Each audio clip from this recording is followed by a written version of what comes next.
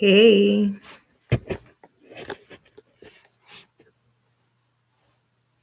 hello, can you hear me? Tell me where you're watching me from. Let me see if you can hear me first of all before I start talking to myself. I'm waiting for you to join me. How is your Friday going? Hi, welcome back to my channel. My name is Miss Jackie Tofafo. I do lifestyle vlogs, dog lifestyle. Let's first of all get to know if you can hear me. Hey, let me see if you can hear me.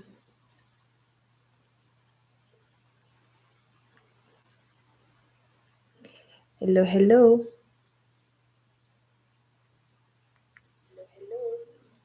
I believe you can hear me. Just listen to myself. So, guys, welcome back to my YouTube channel. If you're new here, my name is Miss Jackie Tofafo. I do lifestyle vlogs and everything nice. And before I go ahead of myself, I also have some online books that I've written. And I sell at a very affordable price. So if you really want to support me, actually get yourself a copy of my ebooks. They're in all digital platforms. But the moment I can tell you to actually get yourself a copy from the smashworld.com, because currently I'm having a discount. Christmas comes early. Imagine I started giving you Christmas gift as early as now. If you get to smashworld.com using the link on my bio, you are going to get the books at a discounted price of 10% per copy. So rush before the offer ends, because it's supposed to end at November 31st. I made sure that I give you people early Christmas so that you can get yourself a book for people who are already on holiday, like in Kenya. You can get yourself a fictional romantic book. I also have The Ultimate Guide to Understanding Your Dog, which is a guide book for furry friends, lovers. And yes, get yourself a copy. So, as you join in and tell me where you're watching from, I want to say thank you so much for all the returning subscribers and all the new subscribers. I don't take you for granted, because you have always been here with me and doing this for quite some years. Just the other day, like I said, on 19th, it was our 8th anniversary, like both of us. But in Kenya, we were actually mourning, so I wasn't able to come here to celebrate with you people because our country were mourning. And I said we can as well postpone and do it some other time. Anyhow, before I go ahead of myself, I want to wait for you to join, to keep on joining, and say hi, where you're watching from, what are you up to, because I did some bit of research and there's a lot we need to share. I'm going to read a lot on my notes I wrote, because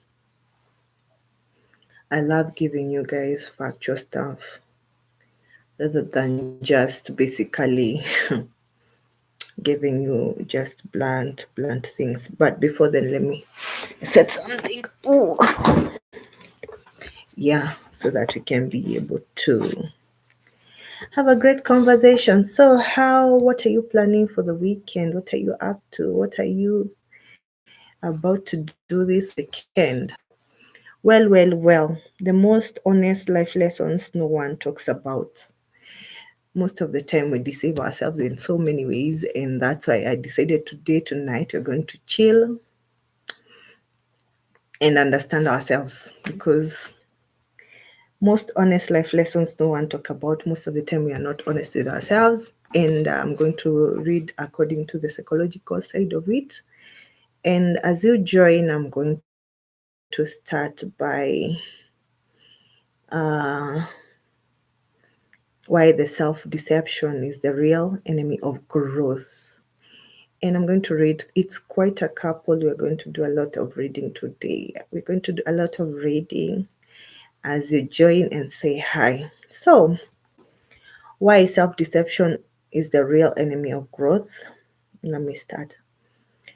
The exploration of brutally honest life lessons require confronting a deep-seated human instinct.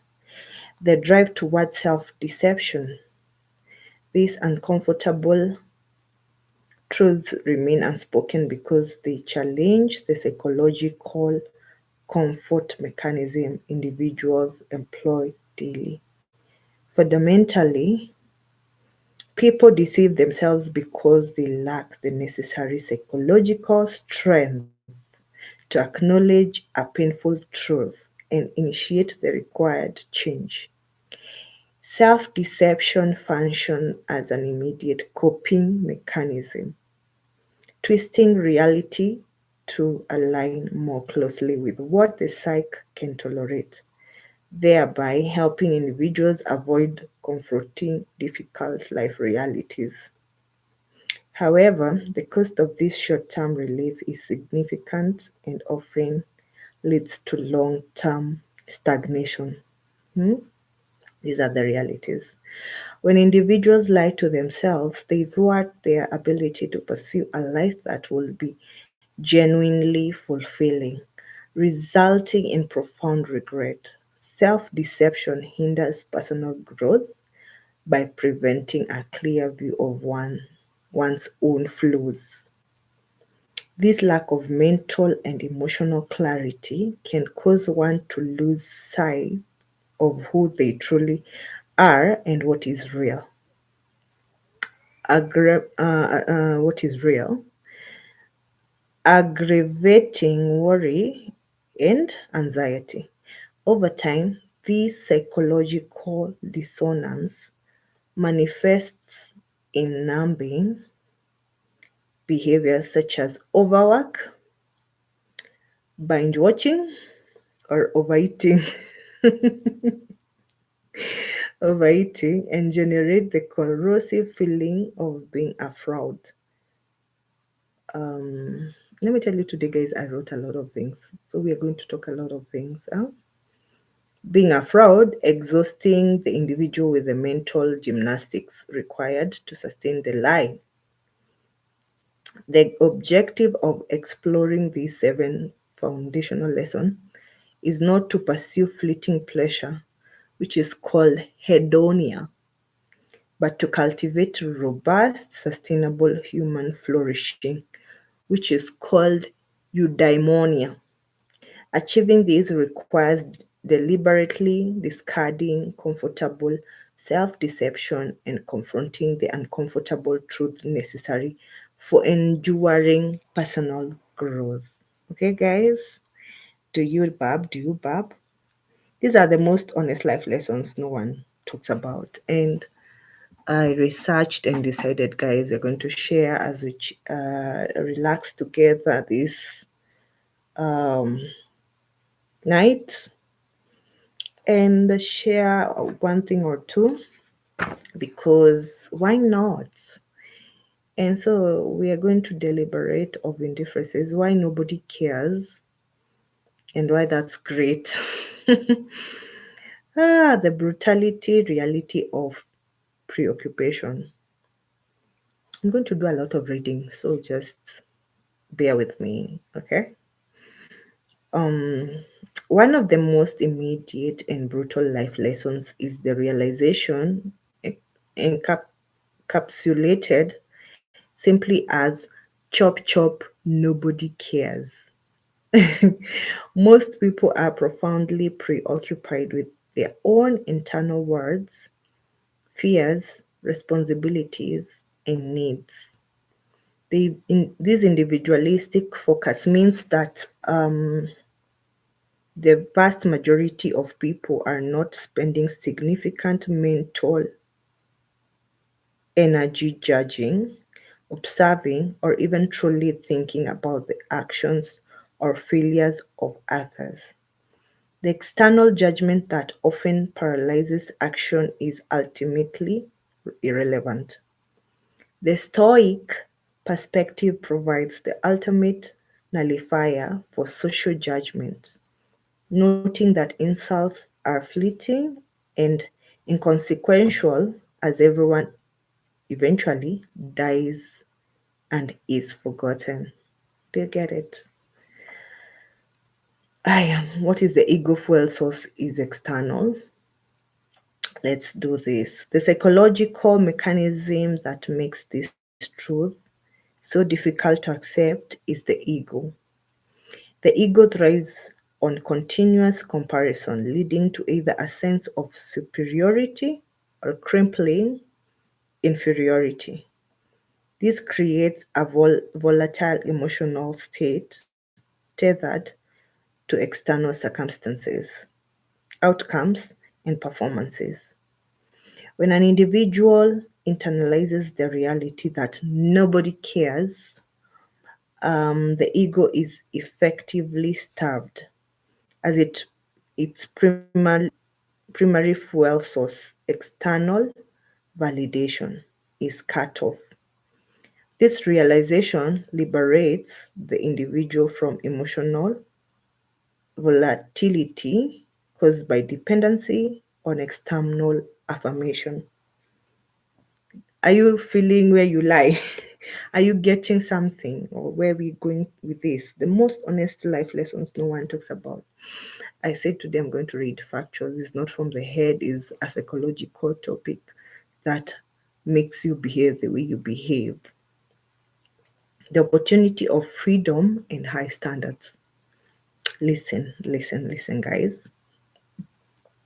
When the burden of pleasing others is removed, excuse me, attention can be entirely redirected toward the self. This psychological freedom creates the necessary space to define and execute high internal standards and achieve authentic self knowledge, identifying what excites oneself, what one values, and what personal success truly means. The pursuit of exceptionally high standards can often lead to being labeled a control freak by those operating with lower expectations. However, the freedom gained from indifferences allows the individual to maintain these high standards without being deterred by external disapproval. This shift is focus empowers the individual to take necessary risk that the fear of social judgment might otherwise inhibit. Uh-huh. Are you getting, guys? The implication for communication and personal integrity is profound. Once liberated from the pressure to perform for an audience, people who have ego issues, individuals can stop wasting time pretending to be someone they are not and commit to only saying things they genuinely mean.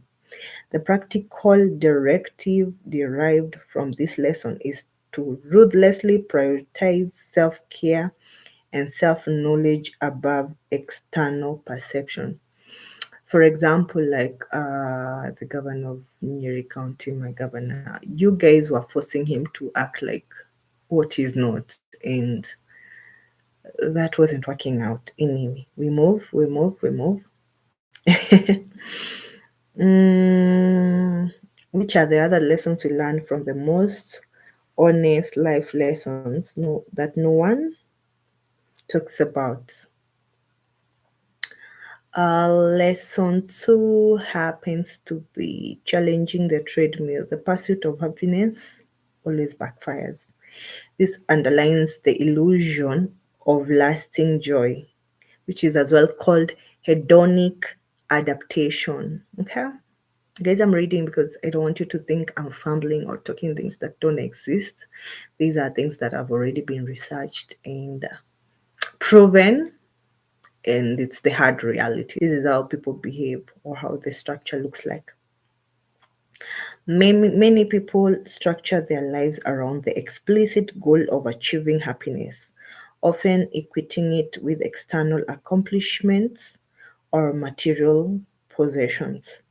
This pursuit is fundamentally undermined by the psychological phenomenon known as hedonic adaptation or the hedonic treadmill. Significant life achievements such as obtaining a highly desired job, reaching a career milestone, or getting married do not provide sustained, lasting happiness. Okay, guys? The initial euphoria fades quickly, and individuals revert to their long-term well-being baseline. So it's just a hedonic adaptation for a few. Research indicates, for example, that marriage only increases well-being for about 2 years before happiness levels return to normal. Okay? So that is basically what we normally call most of the time, like we normally call it honeymoon stage. Most of us call it honeymoon stage. So yeah, it lasts only for 2 years before you get to normalcy, okay? Hedonic adaptation confirms that external circumstances or the accumulation of material possession cannot sustainably increase or decrease long-term happiness, as the tendency is to cease noting a particular stimulus over time, causing it to lose its emotional effect. So if you keep on relying on this hedonic adaptation, at some point it is going to fail you because yeah, it's just for a season. Okay? It's just for a season.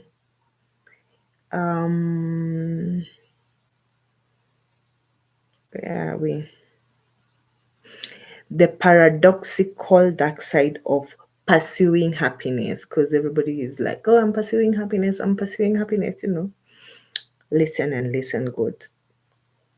Compounding the effect of the hedonic treadmill is the finding that the active pursuit of happiness can paradoxically backfire. Do you know that, guys? You can say where you're joining from and where you're watching me from, and yeah, we go ahead with this. Like I was saying, compounding the effect of the hedonic treadmill is the finding that the active pursuit of happiness can paradoxically backfire. Individuals who highly value happiness and set it as an explicit goal may end up feeling worse than when they started.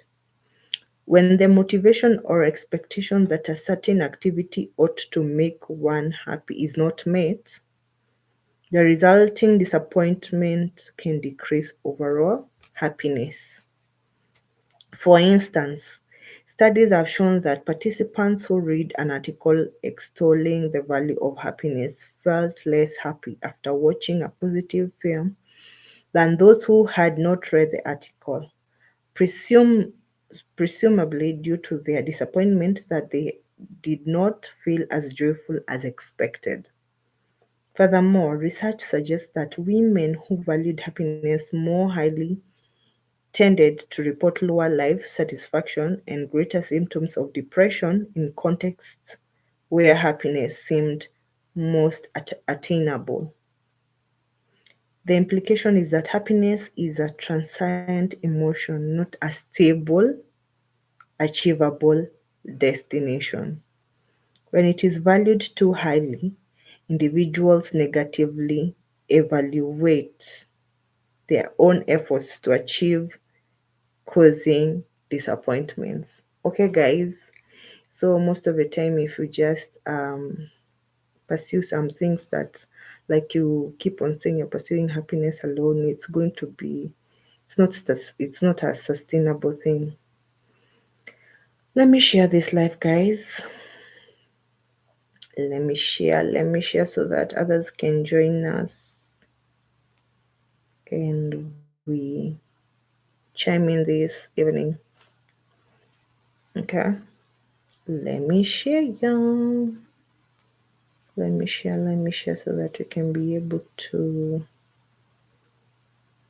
chat with others. Let me share, guys. Let me share. I want people to join so that we can be able to chime in and say hi from wherever you are watching me from. I want to share it so that you can join me live. You can join me. And we chill and tell me how your Friday is like. Where you're watching me from. Let me share so that we can be able to continue. I'll be doing a lot of reading, guys, because I don't want to fumble. And you say this girl is talking from nowhere. No. I want us to be able to talk from the same page, okay? Meanwhile, guys, excuse me. Meanwhile, I'll keep on reminding you to go support me on Smashwords. Christmas comes early. I already have several ebooks, and I've decided to give you a 10% discount on each copy from the original price. So make a point or utilize the moment that utilize the fact that I've given you the chance to be able to get yourself a copy at a discounted price. You see how much I love you guys. Tell me where you're watching from. What time is it in your country?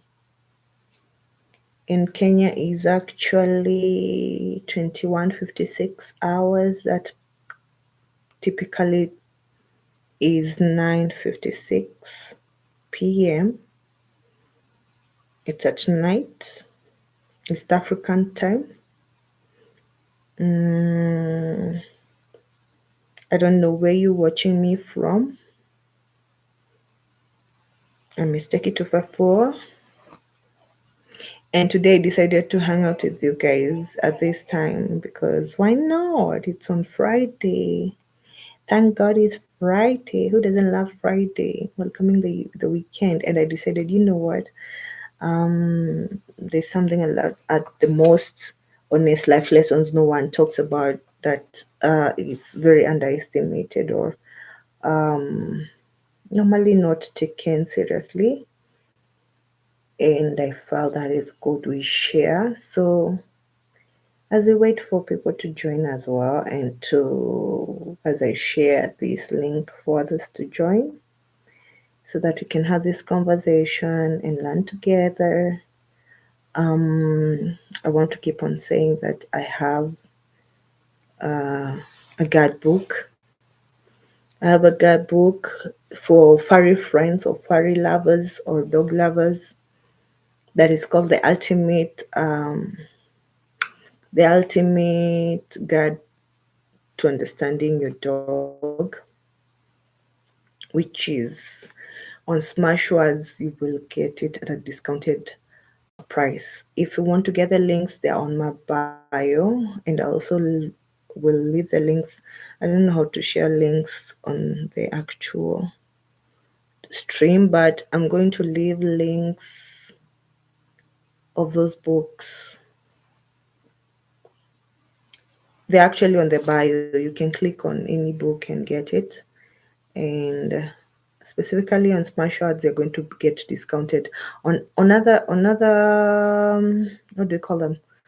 On other pages, you can actually, on other digital stores, you'll get on the actual price. But I'm talking of Smashword because Smashword has actually 10% discount in each copy of my book. So grab yourself this offer. Imagine it has been all through October.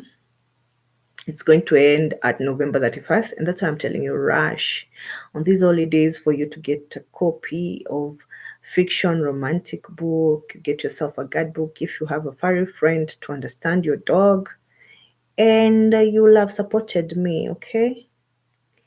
So as we wait for people to join, kindly tell me where you're watching from so that I continue reading the things I researched, because we are not going to blab. Uh-huh. Where are you watching from?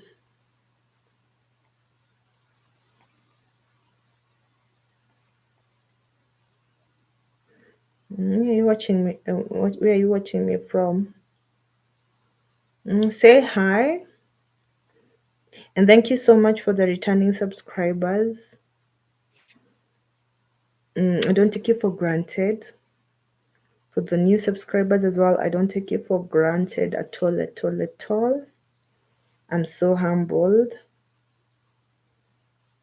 So yeah,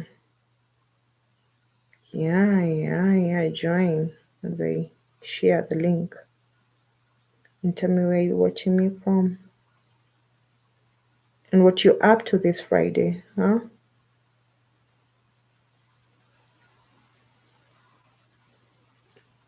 You're up to this Friday.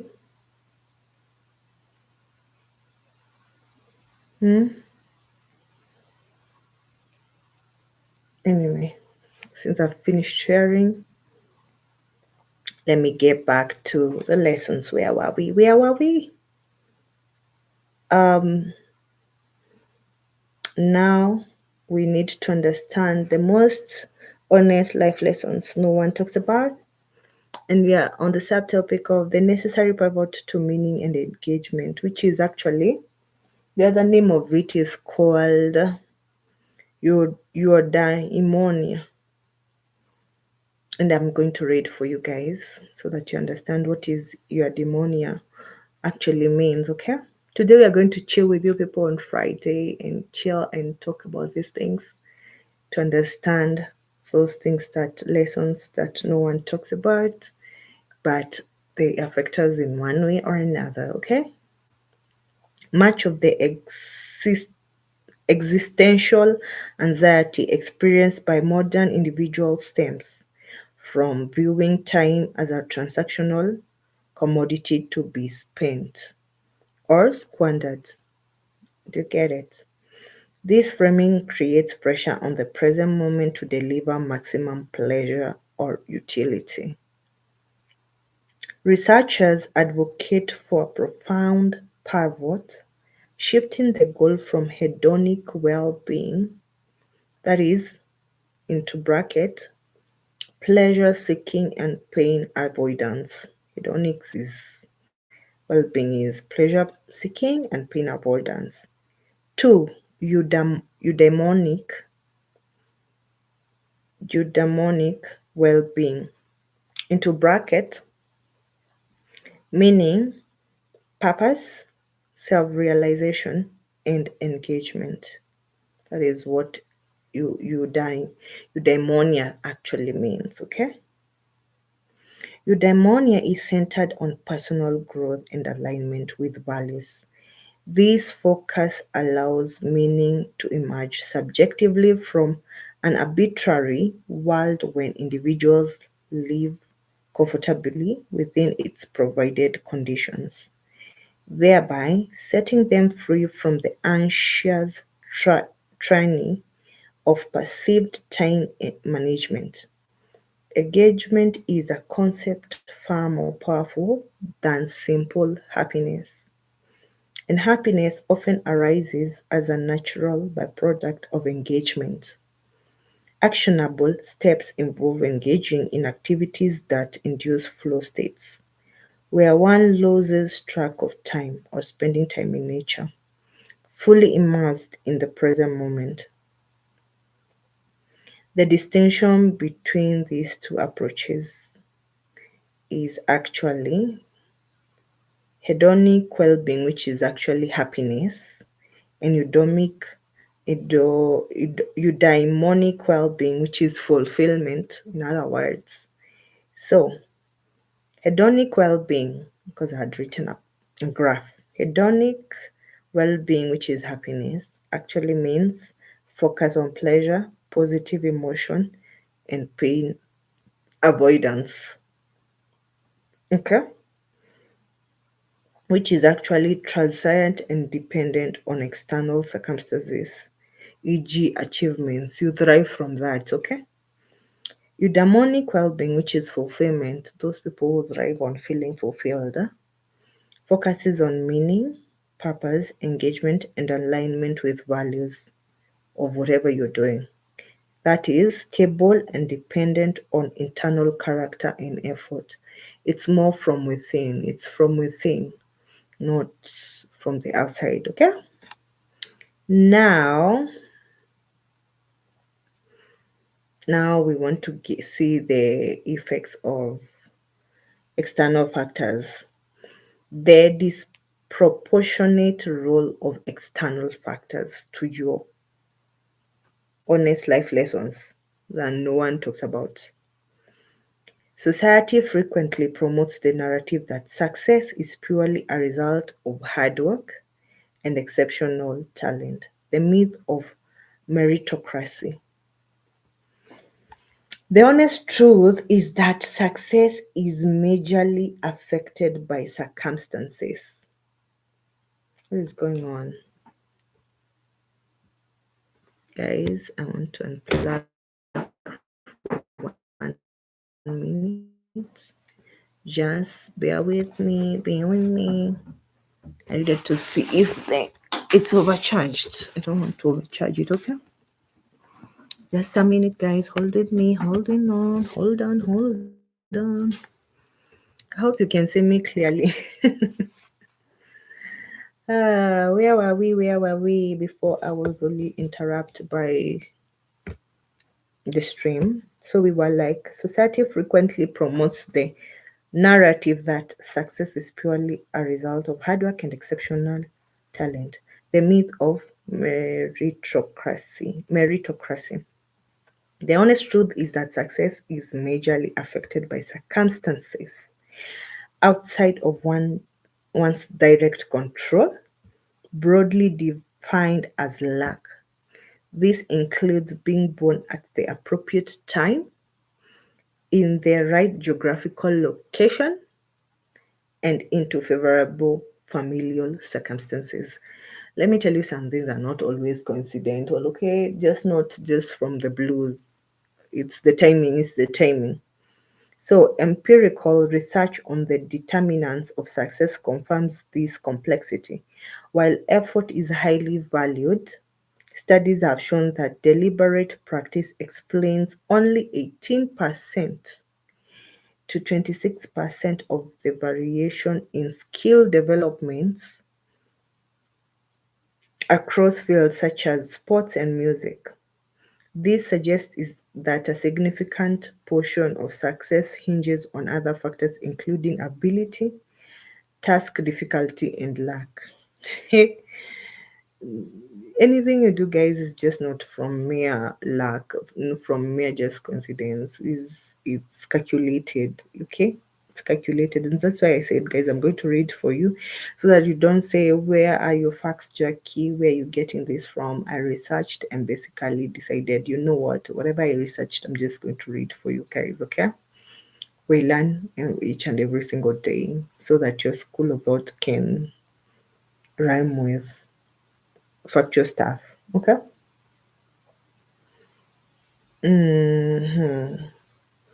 The sociological consequence of the meritocracy myth. You see those myths, you have the concept of the, yeah. The concept of meritocracy, rewarding individuals based purely on merit, is an ideal, but in practice, it is not always upheld in the corporate or professional world. Okay, research has its saying so, such as the ability to navigate office politics, the strength of personal connections, timing, visibility to upper management during key organizational changes, and the subjectivity inherent in performance evaluations. In some environments, perceived cultural fit, quote unquote, may be prioritized over proven competence. The psychological danger of emphasizing meritocracy is that it can actively amplify existing biases. When managers believe they are operating in purely meritocratic environment, they gain a high degree of confidence in the impartiality of their decisions. This sense of established moral credentials can inadvertently allow them to act upon implicit gender and racial stereotypes.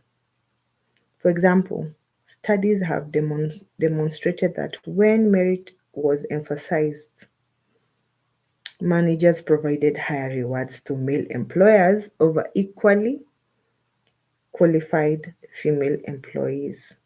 Furthermore, success achieved by Black individuals has historically been more often attributed to luck than to ability.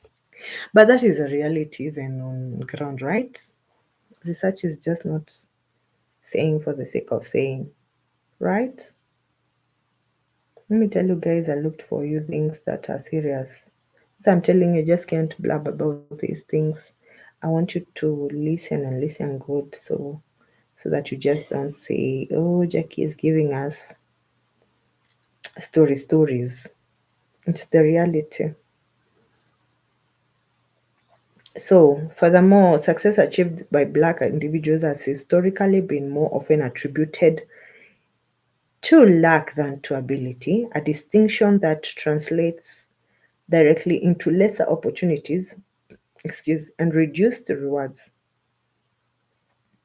Ignoring the role of luck and systemic disadvantages conceals and augments privilege, even if unintentionally. The resolution to this paradox is a realistic view of effort. Effort is mandatory, but it served as preparation for chance. The most effective approach is to work diligently, ensuring that one has the necessary skills and portfolio ready, so that if luck or opportunity arises, one can take full advantage. Okay? This perspective protects an individual's sanity by acknowledging systemic hurdles while maintaining personal drive, replacing frustration with readiness, focusing on the sheer volume of output rather than striving for an unattainable perfection in every initial endeavor, is essential for generating the work that positions one for opportunities. Okay, guys. Okay, guys. So, lesson 4 on the most honest life lesson no one talks about is I wrote so many notes, guys, and we're going to read and read and read and read the entire time. I'm going to chill with you guys because it's been a minute. I don't know what you've been up to, how your week has been. Has it been fruitful or you just there? What is going on? What time is it from where you're watching me from? Okay. I'm going to go to lesson 4, the inevitable core, acceptance and the illusion of changing others. That even is already explaining itself, but we have to talk with facts, okay? The futility of forceful change. You know those people who love forcing things, forcing whatever. Listen and listen, God. A painful truth that undermines many interpersonal relationships is the persistent but futile belief that one person can fundamentally change another. To change. If it's a in thing, as in you work from within before you want to change, okay?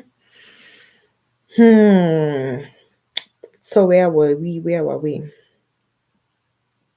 A painful truth that undermines many interpersonal relationships is the persistent but futile belief that one person can fundamentally change another. Evidence indicates that people hardly change on a fundamental level, particularly their basic essence. If somebody's a yeller, will continue being a yeller for quite some times, okay? They won't just change because we just told them to change, all right? Um, yeah. So, um, time and energy spent trying to fix or change a partner is often wasted, leading only to conflict and frustration. I told you. I told you. If a significant change does occur in a partner, it will stem from internal volition and as occur, volition and self-directed growth, not from the persistence, nagging, or threats applied by the other party. But if excuse me, if you keep on pushing someone to do one thing or another, they will never do it. It has to come from within, like I told you from the word go.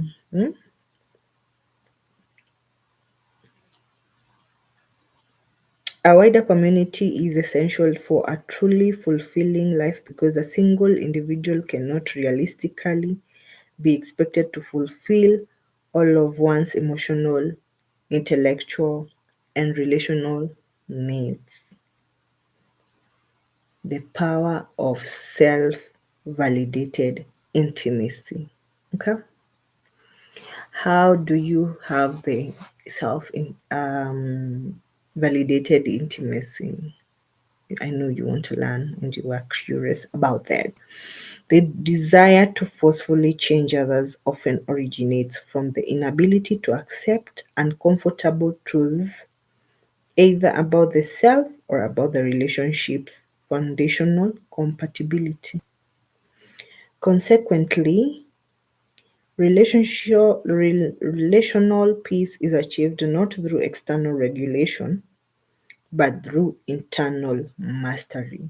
You need to learn yourself, guys. You need to know who you are. You need to know your temperament. I always say all the time, you need to understand your personality, how far is far for you, your boundaries, so that you can even be able to relate with it. Because if it doesn't come from within, of course, we usually say hurting people hurt others. It reflects from the outside.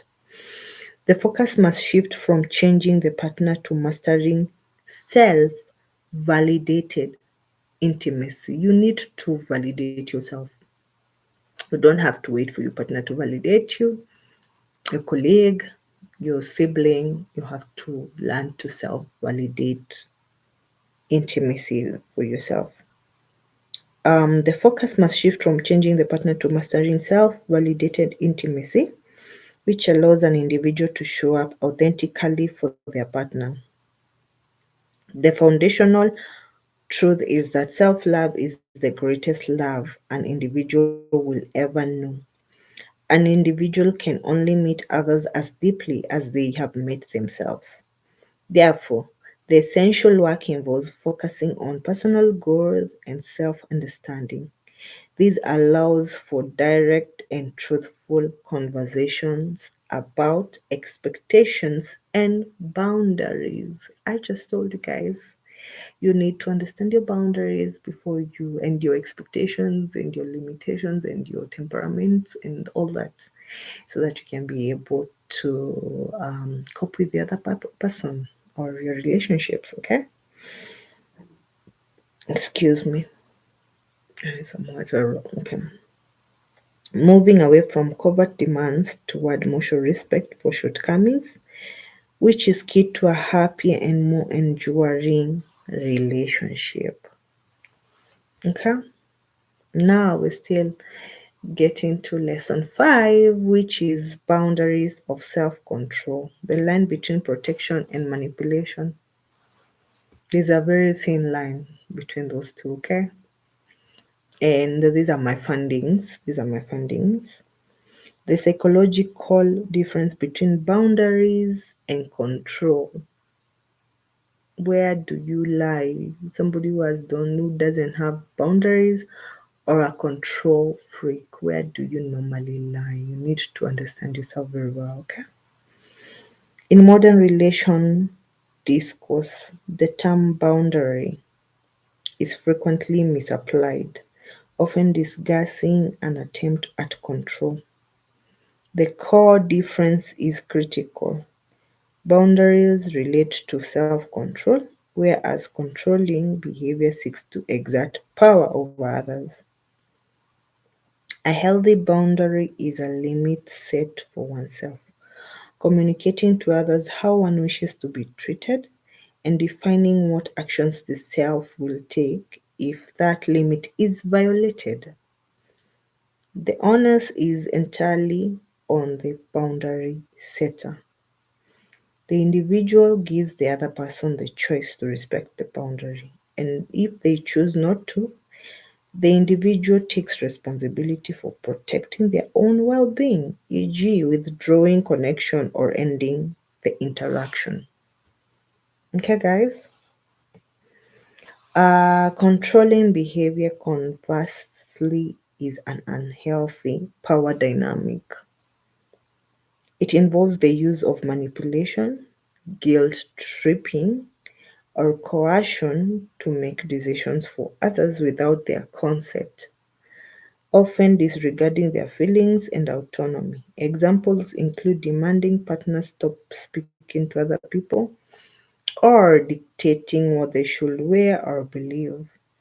When control is exerted, the individual seeks to force the other person to suit their ideal, leading to resentment, rebellion, and the gradual erosion of the controlled person's freedom.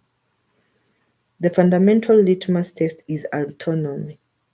If the rule attempts to regulate the other person's behavior, it is control. If it defines the individual's own non negotiables and the actions they will take it as a boundary, you get it. I'm going very slow so that you can understand very well. Boundaries as emotional avoidance. Don't forget, we are talking about the most honest life lessons no one talks about. Boundaries as emotional avoidance. The people usually use boundaries as emotional avoidance. We just don't want to go through those emotional issues. So, a subtle difficult truth about boundaries is that they can sometimes be utilized as a defense mechanism for emotional avoidance. An individual might set a boundary not out of thoughtful self prioritization, but as a quick means of avoiding engaging with people, emotions, or tasks that cause immediate anxiety or discomfort. Avoidance, whether used in communication or disguised as a boundary, is driven by fear. Are you learning something about yourself? Are we learning? Are we learning, guys? Okay. While it provides temporary relief, it prevents the development of crucial emotional resilience and assertive communication skills necessary for deep, healthy connections. If the thought process involves statements like, I just don't want to deal with this right now, rather than a firm foundation for self protection, the boundary is likely functioning as an avoidance tactic. Growth requires tolerating the discomfort of confrontation and prioritizing assertive communication instead of sidestepping the root problem. The distinction between healthy limits and manipulation is essential for fostering respectful, equitable connections. Let me tell you about boundaries versus controlling behavior. Meanwhile, before that, I still want to say that we're having offers, Christmas offers on my ebooks on all digital platforms, digital stores. But I'm having offers specifically on smashwords.com. Go grab yourself a copy of my lovely romantic fiction books in one guidebook that is for furry lovers, and support your girl, because right now from the entire of October and November 31st, I've been giving you Christmas offer. Any copy of my book, you get a 10% discount. Rush before the offer coupon, excuse me, before the coupon expires, guys. I know it's late. It's 10:24 in Kenya. I don't know what time it is in your country, but we have to do this because I felt like these are the things that we normally underestimate, or we just ignore, or we just don't take them seriously. That the most honest life lessons no one talks about, and we need to chime in and share these things so that we can be able to learn from them. Okay. Hmm. So boundaries versus control behavior. The chart had written was healthy boundaries focuses on, self-responsibilities, which are communicates personal limits and intended self-action. I need space, for example, and I will hang up now. Those are for examples. Requires healthy boundaries require self-control and personal follow-through. Keeping distance, especially if you're violated. Controlling behavior focus on other regulations, and which are these regulations? Oh God, other regulations dictate others' action and limit their freedom. Relies on manipulation, coercion, or guilt tripping. If you know you lie in these things, you need to change. If you're a control freak, you need to change. Okay. Now we are in lesson words. We're on lesson six. Lesson six. Let's start with the inescapability of pain. How are you incapable of escapability of pain? The most enduring philosophical truth is the inevitability of suffering. Pain, whether physical, emotional, or mental, is an avoidable, natural part of life. This reality is underscored by the nature of time itself. Time moves on in one direction, slowly defacing and eventually destroying everything currently valued. Rational awareness often heightens this existential difficulty, leading to a sense of powerlessness and misery, especially since the universe remains indifferent to individual suffering. So, if you know you are incapable, is inescapability of pain, you can't handle pain. This is how you behave. Okay, let me show you now. Suffering versus pain. The choice in perception. I said I had to write these things because I wouldn't talk all of this without reading. And if you're joining right now, welcome so much. Tell me where you're watching from. So, suffering versus pain. And what are you doing for the weekend? I can see you. Say you where you're watching from. The fundamental lesson provided by Stoic philosophy is the critical distinction between pain and suffering. Pain is mandatory, but suffering, the mental reaction, magnification, and negative judgment of the event is optional. The Stoics assert that an external event can only harm an individual if they choose to allow it to affect their character. Even when outcomes like death or exile are certain, the individual retains absolute control over their internal experience and their will remains free. Transcending suffering requires fierce control over this internal character. The strategic approach involves separating the unpleasant event from the moral judgment, reframing the mindset instead of labeling an occurrence as bad. The individual accepts it as unpleasant but irrelevant to my character. The path to fulfillment involves cultivating resilience and fortitude through the practice of virtue, accepting suffering as a natural test of the soul. Meaning, in the indifferent world is not found through an active, rational search but emerges subjectively when one yields to the flow of conditions, asserting simplicity and choosing to act anyway. So, the most honest life lessons no one talks about are like these ones. You see how you behave. And now we are actually on the lesson number 7, which is the exponential discipline in finance. Why wealth is built slowly, not rashly. Um, and this is what are my findings. Debunking the quick fix myth. The honest truth about building sustainable wealth fundamentally rejects the narrative of get rich quick schemes. Hey, speaking of getting rich quick schemes, if you join YouTube, don't think you're going to be a millionaire overnight. It's work, by the way. It's not a get rich quick scheme. Okay, I digress. Which are often financial traps. True wealth accumulation is a slow, steady, and long term discipline built on making smart financial decisions, managing money diligently, investing strategically across diverse assets, and focusing on quality over quantity. Now,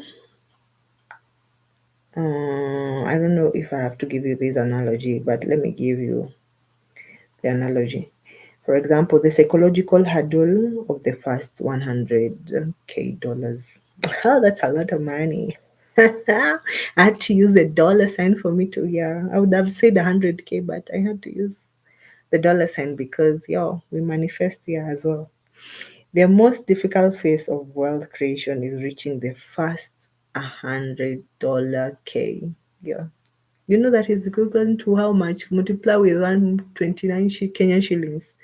You do the math. Anyway, this initial milestone is a psychological and mathematical barrier because every dollar requires maximum linear efforts. For example, okay, I'm tired, but I have to say this. For example, high saving rates, aggressive budgeting for comparatively small visible returns. Sasa hapa tunaongea tu kuhusu investments, that these are the things people never want to hear. Anyway, there is minimal momentum and the power of compounding has not yet taken hold.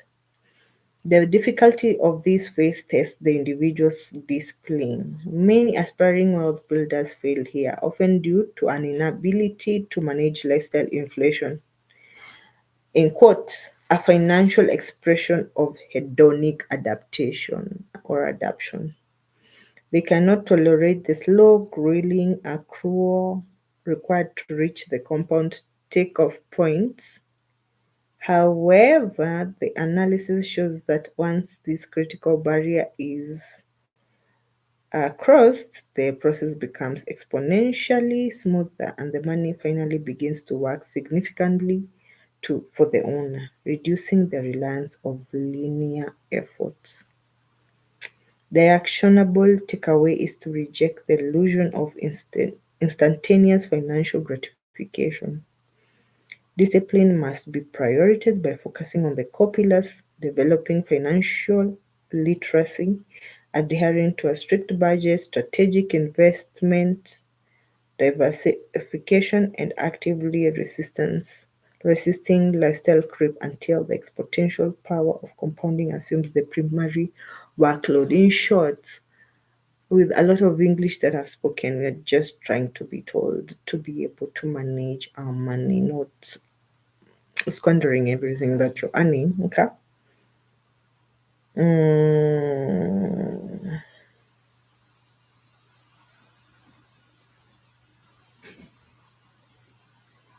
now I'm concluding for you people. So, in conclusion, what we have learned is that the seven foundational truths integrate into a philosophy of radical responsibility. You have to be a radical person and responsible radically. Whatever you need, you just have to radical, whatever you're doing.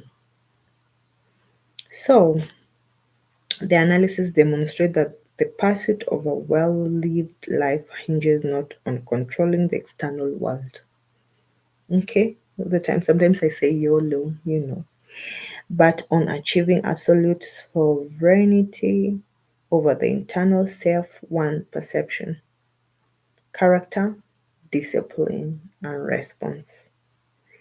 Human flourishing. Oh, we learnt a word which is called eudaimonia. Is achieved when comfortable self-deception is discarded and reality is accepted in its challenging complexity. Okay? The universe is indifferent, guys. Luck dictates opportunity. Others are fundamentally immutable. And pain is unavoidable. This acceptance frees up energy previously wasted on external validation, which of course we learned in lesson 1. Futile happiness chasing, which we learned in lesson 2. Fighting systemic biases, which we learned in lesson 3. Trying to change others, lesson 4. Or managing others' behaviors, lesson 5. This energy is then channeled into building internal resilience, lesson 6, and executing the long-term disciplined efforts necessary for security and growth, lesson 7. Okay, so guys, which of these truths did you find the most painful to accept? Is it the reality of the meritocracy trap or the illusion of changing others? Please go to the comment section after listening to my long lesson of the most honest life lessons no one talks about, and tell me among all those things that I've read for you and talk to you, which of these truths did you find the most painful to accept? The reality of meritocracy trap or the illusion of changing others? Do you recognize instances where you confuse healthy boundaries with attempts to control someone else's behavior? Are you currently pursuing happiness, which we said pursuant of happiness is called hedonia, or meaning eudaimonia? Eudaimonia? How has the hedonic treadmill personally impacted your satisfaction with major life achievements? Please utilize that on the comment section and tell me the life lessons you've learned and what you think about this. And have you learned something? And will you stop having those ways of not accepting the truths of life? I'm still waiting for you guys to put your comments there.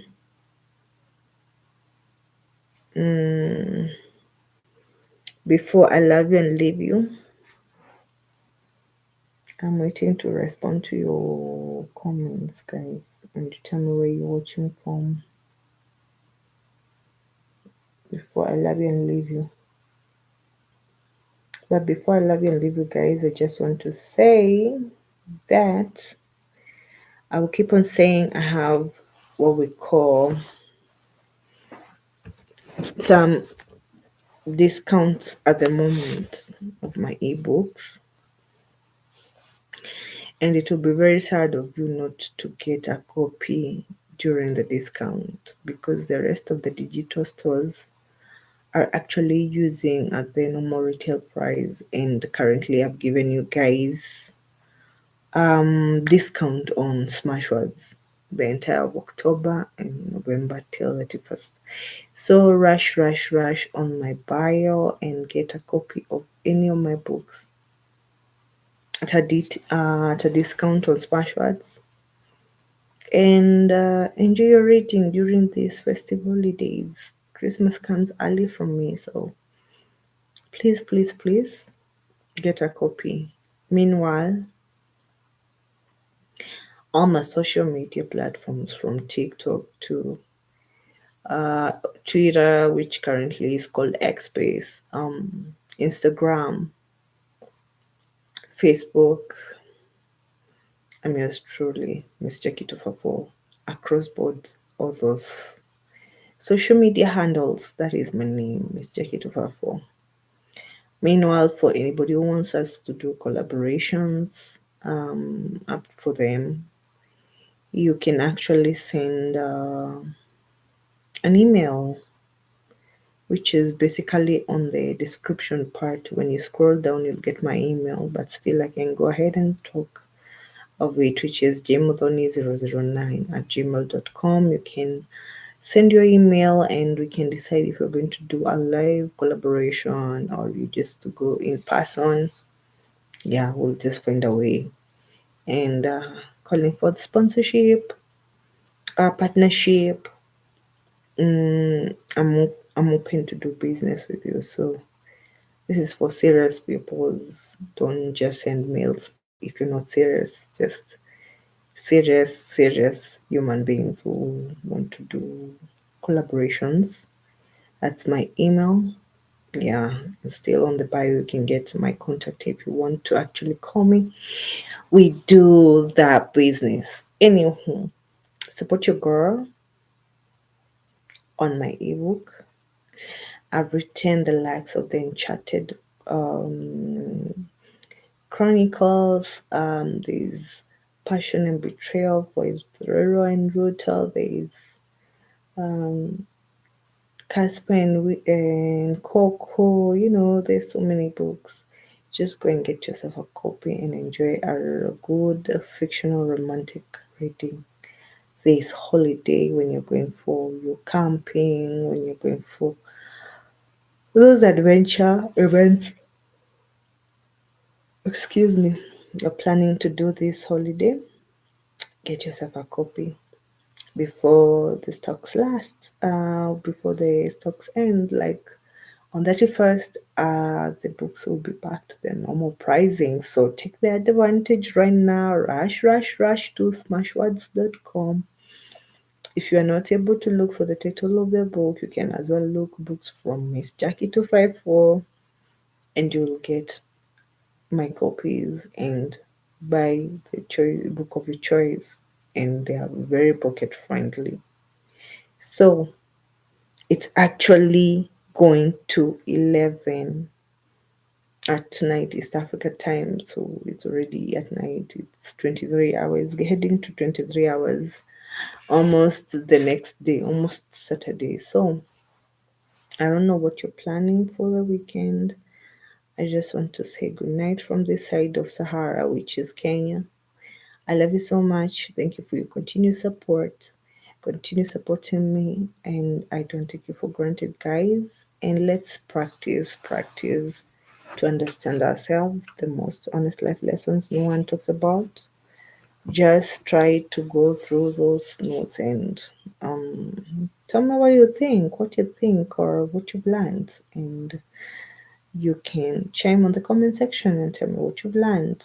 So till next time, God bless you.